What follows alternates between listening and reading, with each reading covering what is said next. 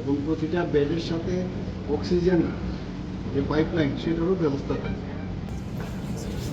শুধু তাই নয়, এখানে ড্রেস কোডও আমাকে যা বলবো, ড্রেস কোড সমস্ত ডাক্তারবাবু এবং অন্যান্য যারা স্বাস্থ্যের সাথে যুক্ত সবাইকে একটা ড্রেস কোড দেওয়া হয়েছে। একটা আধুনিকতম যে ব্যবস্থা সেটা এই হসপিটালে করে। এখানে সার্জারির ওপিডি থাকবে,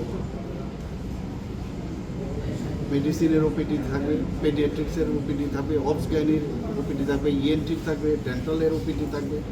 পাশাপাশি এখানে যা দেখলাম যে বিভিন্ন যেসব ইম্পর্টেন্ট ডিপার্টমেন্ট, সেই ডিপার্টমেন্টের জন্য বেডেরও তার এয়ারমার্ক করা হয়েছে। এবং এতে করে আমাদের যে ইচ্ছাটা ছিল যে আইজিএম হসপিটালের ভিড়টা যেন কম হয়। আপনারা সবাই জানেন যে আমরা একটা ডিসিশন নিয়েছি, এতে করে অনেকে দেখাচ্ছে যে এখানে প্রচণ্ড ভিড় হচ্ছে। তো সেই ভিড়টা যদি সত্যি সত্যি সেই রকম ভিড় হয়ে থাকে, সেই ভিড়টাও কিন্তু অনেকটা লাঘব হবে। এবং আমার মনে হয় ত্রিপুরার স্বাস্থ্য ব্যবস্থার মধ্যে আরেকটা পালক দেওয়া হয়েছে। এবং এর আমাদের স্বাস্থ্য দপ্তর থেকেও এখানকার ডাক্তারবাবুদের সবাইকে এখানে ডেপুটেশনে রাখা হয়েছে। পরবর্তী সময়ে এগুলো আরও কোন জায়গায় আরও শুধু ডাক্তারবাবু না, অন্যান্য যারা স্বাস্থ্যকর্মীরা আছেন তাদেরকেও এখানে দেওয়া হয়েছে।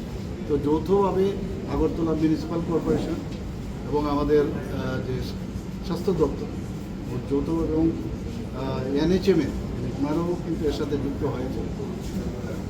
এটা একটা মডেল হোক, সেটাই আমরা চাইছি। এটাকে দিয়ে যদি দেখি এটা ভালোভাবে কাজ চলছে, ভালোভাবে পরিষেবা দিচ্ছে এবং মানুষের জন্যই পরিষেবা, স্বাস্থ্য ব্যবস্থা আমাদের কাছে প্রায়োরিটি বিষয়।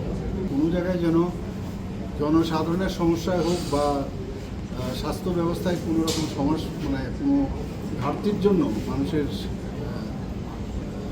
ডেলিভারি যে দেওয়ার যে ব্যবস্থা সেটা না হোক, সেটা এই সরকার চাইছে। সব ডিপার্টমেন্টেই তো থাকবে, সব ডিপার্টমেন্টে তো।